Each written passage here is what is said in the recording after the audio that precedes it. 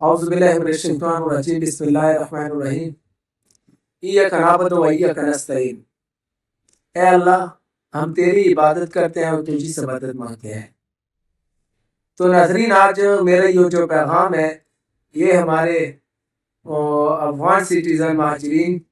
کے نام سے ایک پیغام ہے، جس میں میں آپ کو یہ بتانا چاہتا ہوں کہ ہمارے جتنے بھی پاکستانی بھائی ہیں اور ان کے یعنی کہ محلے دار ہیں، ان کے پڑوسی ہیں جو کہ افغان سٹیزن ہیں یا اس کے علاقے کے ہیں، تو انہوں نے اپنے وطن واپسی جانا ہے، لہٰذا آپ ان کا وہ سامان اپنا بیچتے ہیں، تو آپ ان کی سامان کی خرید و فروخت جب کرتے ہیں تو اگر منافع پر نہ صحیح تو ان کے اصلی ریٹ پر آپ ان سے سامان خریدیں، اور آپ بھی ان افغان سٹیزن ہمارے بھائیوں کا اور ہمارا، میں خود افغان سٹیزن ہوں، ہماری اس مجبوری کا فائدہ نہ اٹھائیں،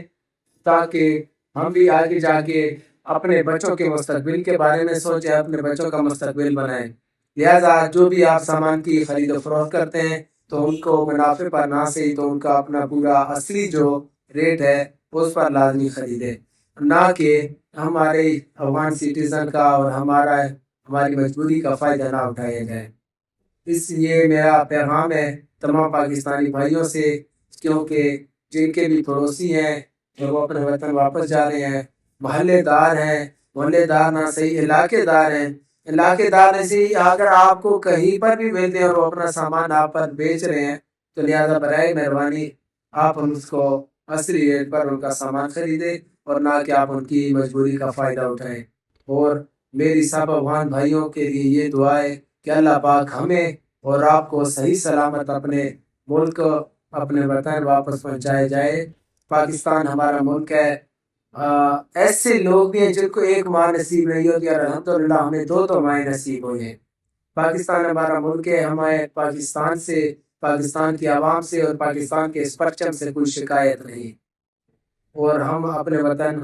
واپس جا رہے ہیں، لہذا خرید و فروخت کے وقت آپ ان کو اصلی ریٹ دیں، اور ہمارے بھائیوں کا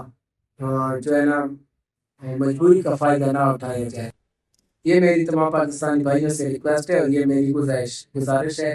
تو پاکستان زندہ باد، افغانستان پائندہ باد، لو یو، شکریہ۔